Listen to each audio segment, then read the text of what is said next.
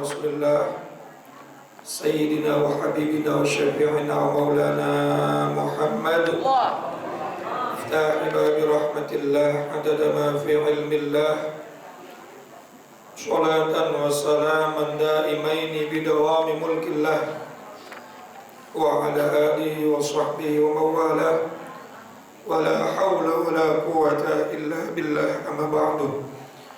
Hadratul Mukarram yang sama-sama kita muliakan, guru-guru kita Kiai Haji Muhammad Misjan, Kiai Haji Farah Furqan Mukarram bin Yusuf, Kiai Haji Ahmad Habibi Abdul Rashid Ramli. Kita doakan beliau semua sehat afiat, panjang umurnya dalam keberkahan dan ilmunya manfaat buat kita semua. Amin ya rabbal alamin. Pengurus Majelis Ta'lim Ukhuwah Islamiyah Bapak Haji Ustadz Muhammad Tahir, dan juga pengurus Masjid Babur Rahim, dan seluruh para jamaah sekalian, bapak-bapak, ibu-ibu, dan saudara-saudaraku yang mudah-mudahan semuanya dimuliakan Allah Subhanahu wa Ta'ala. Tanpa berpanjang kalam, mari sama kita lanjutkan kembali pembahasan kitab kita. Kembali kita baca suratul Fatihah. Mudah-mudahan Allah memberikan kita ilmu manfaat, ilmu yang maslahat, yang bisa membuat hidup kita selamat dari dunia sampai akhirat. Al-Fatihah bil qabul wa ila hadratir Rasul ala hadhihi niyyah wa ala kulli niyyatin salihah wa ala man nawa salafus salih wa ila hadratin Nabiul Mustafa sayyidina wa habibina wa syafi'ina wa maulana Muhammadin sallallahu alaihi wasallam wa ala alihi wa azwajihi wa dhurriyyatihi wa li baitil kiram, wa khususan li ruhi muallifil kitab Sayyidi Syekh Zainuddin bin Ali al-Malibari al-Fannani wa Sayyidi Syekh Nawawi bin Umar al-Jawi al-Bantani wa usuli ma furu'ihim wa dhul huquqi alaihim ajma'in. Anna Allah yu'li darajatihim fil jannah wa yu'idu alaina min barakatihim wa asrarihim wa anwarihim wa ulumihim wa nafahatihim fid dini wad dunya wal akhirah. وإلى أرواح والدينا وآبائنا وجميع المسلمين والمسلمات والمؤمنين والمؤمنات الأحياء منهم والأموات وإلى حضرة النبي الفاتحة. الحمد لله رب العالمين الرحمن الرحيم مالك يوم الدين إياك نعبد وإياك نستعين اهدنا الصراط المستقيم صراط الذين أنعمت عليهم غير المغضوب عليهم ولا الضالين. رب اغفر لي ولوالدي آمين. Semoga Allah ampuni dosa kita dan dosa kedua orang tua kita. Amin ya rabbal. Sampai halaman 98. Lanjut ya, ini ya. Kitabnya apa yang kemarin? Kitabnya udah dibaca-baca. Ya. Yang kemarin dulu sedikit lagi ya. Setelah perjanjian Hudaybiyah, Rasulullah pulang ke Madinah. Di pertengahan jalan beliau mendapatkan atau diturunkan ayat surat Al-Fatah. Inna fatahna laka fathan. Nah, jadi itu surat turun di antara Mekah dan Madinah. Perjalanan pulang dari Mekah menuju setelah perjanjian Hudaybiyah. Artinya sesungguhnya kami secara tekstualnya saja telah membukakan kepada kamu fatham mubina, kemenangan yang nyata. Padahal perjanjian yang kemarin itu banyak merugikan apa enggak? Merugikan. Tapi Allah bilang kami telah memberikan kepada kamu kemenangan yang nyata. Dan terbukti Bang, ini rahasia Allah luar biasa. Kadang-kadang kita membenci sesuatu yang menurut syahwat kita, hawa nafsu kita, sesuatu itu merugikan kita. Asa an takrahu syai'an wa huwa khairul lakum. Kadang-kadang kita menyangka sesuatu yang kita benci itu ternyata baik buat kita.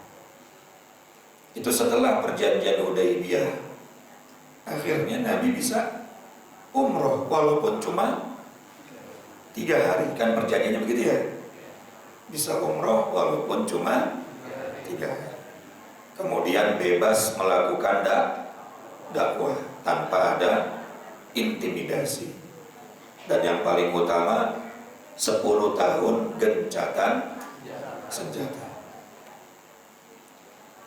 Akhirnya tahun ke-7 Hijriah, kan tahun ke-6 itu perjanjian Hudaybiyah. Tahun ke-7-nya Nabi Muhammad umroh qadha. Yang kemarin kan belum sempat selesai. Udah ihram tapi nggak selesai. Berarti qadha tuh umroh tahun ke-7 Hijriah. Tetapi di tahun ke-8 Hijriah, perjanjian yang dibuat dilanggar sendiri oleh orang Quraisy. Jadi ada suku Khuza'ah dari orang-orang Madinah, orang Islam ini diserang oleh di antara suku Quraisy. Intinya orang Quraisy lah. Walaupun karena Quraisy itu Pak, pemimpin daripada qabail, suku-suku yang ada di kota Makkah. Salah satu suku menyerang daripada orang-orang Islam yang ada di Madinah. Berarti baru 2 tahun perjanjiannya batal. Akhirnya tahun ke-9 Hijriah Rasulullah melaksanakan Fathu Makkah. Apa Pak? Mengumpulkan 10.000 pasukannya masuk ke dalam kota suci Makkah tanpa perlawanan. Jadi beliau itu datang ke sana membawa pasukan bukan tanpa alasan. Alasannya karena perjanjiannya dilanggar sendiri oleh orang Quraisy. Dan akhirnya, singkat cerita aja Pak ya.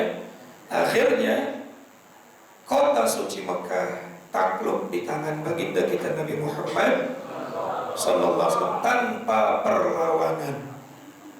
Karena saat itu umat Islam udah kuat tuh. 3 tahun pada saat ada perjanjian Hudaybiyah, kaum muslimin betul-betul Masya Allah berdakwahnya luas, banyak yang masuk Islam, termasuk Khalid bin Walid masuk Islam. Orang-orang yang dulu menjadi musuh-musuh Islam masuk Islam. Jadi kekuatannya sudah luar biasa.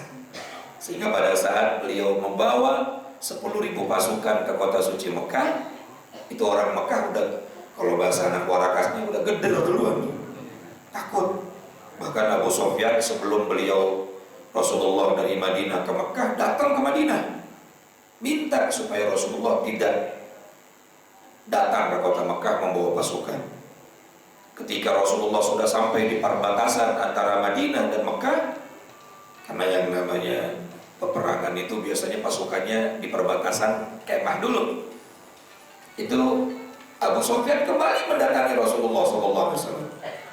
Bahkan malam itu Abu Sufyan masuk Islam, sehingga Rasulullah memaafkan Abu Sufyan.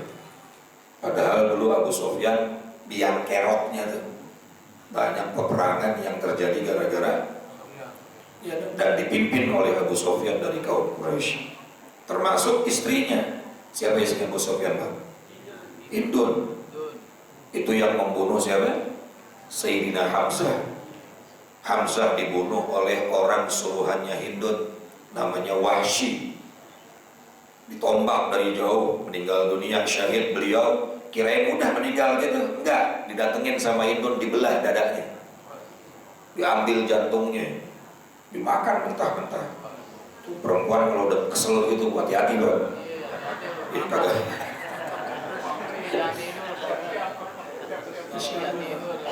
Tapi pada saat mereka minta maaf, masuk Islam, dimaafin sama Nabi. Sehingga Nabi bersabda, besok tetap saya akan masuk ke kota Mekah, tapi man dakhala baita Abu Sufyan fahuwa amin. Siapa orang yang masuk ke rumahnya Abu Sufyan aman. Man dakhala al-masjid fahuwa amin. Siapa yang masuk masjid aman. Dan siapa yang menutup pintu rumahnya, maka mereka juga saya garansi aman. Artinya kalau nggak melawan, nggak bakal diserang. Masuk Rasulullah SAW, nggak ada perlawanan sama sekali. Akhirnya turun ayat, idza jaa nasrullahi ketika datang pertolongan Allah dan kamu mendapatkan kemenangan. Wa ra'aitan nasa yadkhuluna fi dinillahi, dan kamu melihat manusia semuanya masuk ke dalam agama Allah secara berbondong-bondong. Masuk Islam berbondong-bondong, nggak ada yang maksa, Pak. Nah, jadi kemenangan Fathu Makkah itu sebetulnya dimulai dari pada saat perjanjian Hudaybiyah, yang menurut sebagian besar para sahabat termasuk Umar bin Khattab itu perjanjian sangat merugikan. Ternyata di balik itu subhanallah ada keberhasilan yang luar biasa. Makanya jangan suka suuzon sama takdir Allah, Pak. Betul kan? Allah kadang-kadang memberikan kita sesuatu yang kita gak suka. Di balik itu sebetulnya ada hal yang luar biasa. Tapi kadang-kadang sesuatu yang memperdayai kita hari ini, yang membuat kita suka, gembira hari ini, kadang-kadang di hari yang akan datang justru akan menyengsarakan. Betul kan? Pak, hari ini ada nggak yang punya duit 2 miliar yang hadir kira-kira? Padahal tiap malam tahajud mintanya fulus terus kan ya, tapi nggak dikasih-kasih. Kenapa? Mungkin Allah sayang sama kita. Kalau banyak duitnya nggak ukhuwah Islamiyah, Pak, di puncak. Iya, betul ya. Alhamdulillah. Jadi jangan sampai kita suuzon dengan apa yang sudah Allah Subhanahu wa taala takdirkan kepada kita. Kullu syai'in khalaqnahu biqadar. Segala sesuatu itu sudah diciptakan oleh Allah. Allah sudah menghitung, Allah sudah mengukur semuanya. Ada orang begini ngomong sama saya lagi ngomongnya, Tuhan gak adil. Allah gak adil kan? Kok gak adil? Kalau adil harusnya saya sama Raffi Ahmad duitnya sama. Saya bilang adil itu gak harus. Bapak punya anak 3, yang satu kuliah, yang satu SMA, yang satu masih TK. Apa jajannya sama?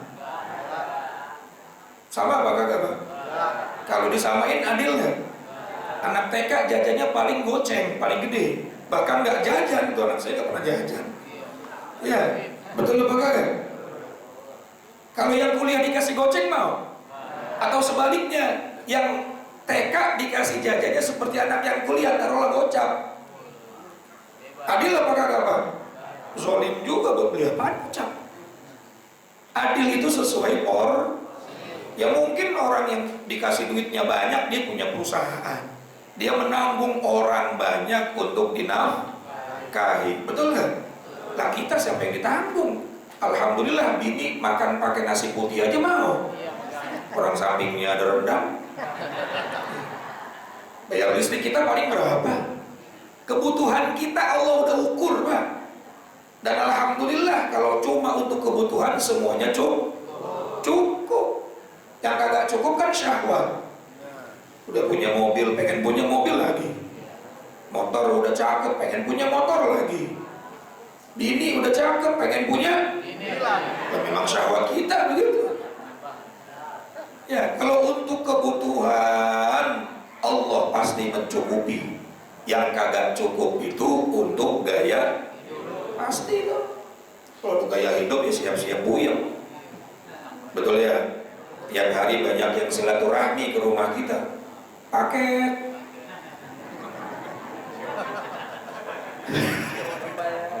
Betul ya. Paket tiap hari. Belanja mah kagak, tapi tiap hari ada yang datang. Yang COD siapa? Yang bayar siapa? Ini curhatnya bapak-bapak ini. Ya, akhirnya pusing sendiri. Nah, oleh karena itu ini hikmah yang sangat luar biasa. Kadang-kadang sesuatu itu kita benci, kita gak suka, tapi di balik itu ada hal yang luar, seperti perjanjian Hudaybiyah banyak ditentang oleh para sahabat, termasuk Sayyidina Umar bin Khattab. Tapi ternyata asal mulanya perjanjian Hudaybiyah, akhirnya kota suci Mekah bisa bahkan tanpa tetes darah. tanpa penyerangan yang berarti. Sebelum sampai ke Mekah, pemimpinnya sudah menyerah. Siapa tadi itu? Abu Sofyan. Betul nggak? Yang kedua, kemenangan itu nggak harus dengan menyerang. Kadang-kadang bisa dengan cara diplomasi. Hudaybiyah kan diplomasi, Pak. Pada saat 6 Hijriah, Nabi bersama 1.400 para sahabat. Itu kira-kira kalau pas lagi panas-panasnya tuh ditolak masuk, nyerang bisa nggak kira-kira? Kemungkinan menang juga masih ada. 1.400 banyak, Pak. Orang 313 saja bisa menang waktu perang Badar, betul nggak? Apalagi berapa? 1.400 orang. Bisa menang. Tapi Rasulullah menahan diri. Beliau mengutamakan diplomasi. Nah, ini luar biasa hikmahnya. Jadi nggak bisa langsung udah yang penting hajar aja, hajar mulu. Jangan. Semua bisa dinego ya. Sambil ngopi kalau zaman sekarang. Nah, oleh karena itu ini hikmah yang luar biasa. Yang pertama, jangan sampai kita seuzon dengan apa yang sudah ditakdirkan oleh Allah. Bisa jadi yang menurut kita tidak baik, fahuwa khairul lakum. Ya, itu bisa menjadi baik buat kamu di kemudian hari. Sebaliknya, saat tuhibbu syai'an wa huwa syarrul lakum. Bisa jadi sesuatu yang menurut kamu baik, itu bisa menjerumuskan kamu di masa yang akan datang. Terus ukurannya apa kan? Baik atau tidak baiknya sesuatu itu? Ya, baik dan tidak baiknya sesuatu itu ukurannya syariat. Betul kan? Kalau sesuai, tidak melanggar, tidak menyakiti, tidak mengambil hak orang lain, itu berarti baik. Bisnis misalnya, yang nggak ngambil modal orang, nggak nyerobot orang, berarti baik. Kalau baik, insya Allah hasilnya, niatnya baik, caranya baik, maka hasilnya baik. Walaupun pada saat itu mungkin kita dirugikan, ya. Seburuk-buruknya, sekecil-kecilnya keuntungan orang baik itu diampunin dosanya. Betul nggak? Ada orang dizolimin, baik apanya tak? Orang saya diambil duitnya, kagak balik-balik. Padahal saya udah sesuai prosedur nih. Sekurang-kurangnya kalau kita sabar dapat pahala, betul nggak?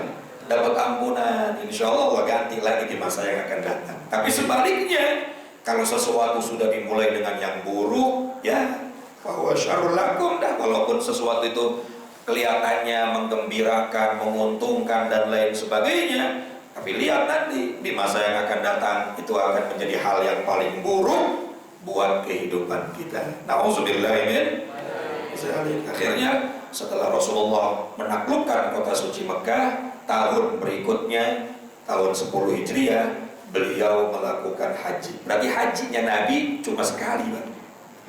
Nabi itu haji sekali doang. Pertama, kalau umroh 4 kali. Yang pertama waktu Hudaybiyah, nggak jadi, tapi sudah ihram. Kemudian tahun ke-7 qadha umroh. Kemudian tahun ke-8 atau tahun ke-9 pada saat Fathu Mekah, ya, umroh beliau. Kemudian setelah beliau keluar dari Mekah menuju Hunain, ada yang mengatakan menuju Thaif, membersihkan pemberontak-pemberontak setelah Fathu Mekah, masuk lagi ke kota suci Mekah, beliau kembali umroh. Lalu yang terakhir pada saat haji wada. Jadi haji wada, haji pertama dan terakhir tahun 10, atau yang ada juga yang mengatakan tahun 9 Hijriah. Karena Nabi di Madinah itu cuma 10 tahun. Di Mekah berdakwah 13 tahun, di Madinah beliau berdakwah 10 tahun. Setelah bulan haji, habis bulan haji bulan apa, Pak? Habis bulan haji bulan apa? Muharram. Kemudian bulan Safar. Habis bulan Safar, Muharram, Safar, Rabiul Awal. Nah, di bulan Rabiul Awal, tanggal 12 Rabiul Awal beliau wafat. Bulan haji, bulan Zulhijjah, kemudian bulan Muharram, kemudian bulan Safar, lalu di bulan Rabiul Awal tanggal beliau kembali secara fisik, tapi hakikatnya beliau tidak wafat ya. Nah, jadi Rasulullah SAW itu titik baliknya yang namanya kemenangan yang luar biasa itu setelah perjanjian Hudaybiyah, tepatnya pada tahun ke-6 Hijriah. Pulang dari Hudaybiyah bebas berdakwah, tidak ada peperangan, sampai itu dilanggar pada tahun ke-8 Hijriah. Lalu tahun 9 Hijriah beliau melaksanakan Fathu Makkah. Kemudian setelah Makkah dikuasai, tahun berikutnya beliau haji wada. Lalu setelah itu beliau wafat. Nah, ini diantara 10 menit kisah tentang bagaimana Islam ini menjadi jaya ternyata setelah adanya diplomasi ya, perjanjian Hudaybiyah yang banyak saat itu ditolak, ditentang oleh para sahabat. Ternyata kadang-kadang sesuatu yang tidak mengenakan akan ada hasil manis di masa yang akan datang. Oleh karena itu sabar aja, termasuk zahid tadi ya. Manis ujungnya ya, diterima sama bangsawan, ujungnya kawin sama bidadari ya. Jangan pernah menyalahkan keadaan, karena Allah Maha Adil, asal kita melakukannya sesuai dengan syariat. Jangan hukum hidup saya begini-begini, memang lunya begitu, betul apa enggak? Ya memang dianya begitu, salah mulu, apa-apa yang dilarang dilanggar, kewajiban gak dikerjakan. Tapi kalau ada orang yang sudah istiqomah dalam ibadah, istiqomah dalam syariat, salahnya, susahnya, ditipunya, insya Allah itu masih menjadi berkah. Tapi kalau orang udah keluar dari jalur syariat, maka susahnya adalah mungkin azab yang disegerakan, kecuali dia bertaubat. Wal'iyadu billahi min dzalik. Mudah-mudahan kita diberikan oleh Allah istiqomah dalam melakukan apa-apa yang dikerjakan, diperintahkan oleh Allah untuk kita semua, dan istiqomah tahu mana yang dilarang supaya kita nggak ngerjain apa yang dilarang oleh Allah Subhanahu wa ta'ala. Insyaallah minggu besok kita lanjutin lagi nih. Ya udah jam 8 ya, khawatir pasarnya mau tutup ya, ibu mau belanja. Ngaji paling lama di ukhuwah ya. Insya Allah pulang dapat pahalanya gede. Iya, orang duduk sebentar aja, duduk sebentar, nggak nulis, nggak catet, nggak lihat kitab, asal niatnya cakep karena Allah. Afdalu min alfi raka'atin nafilah, lebih baik pahalanya daripada ibadah sunnah, sholat sunnah 1000 rakaat. Ini bukan sebentar lagi Pak, dari habis subuh, betul ya? Insya Allah, Masya Allah, dah luber-luber. Mudah-mudahan manfaat, kurang lebihnya mohon maaf. Assalamualaikum warahmatullahi wabarakatuh.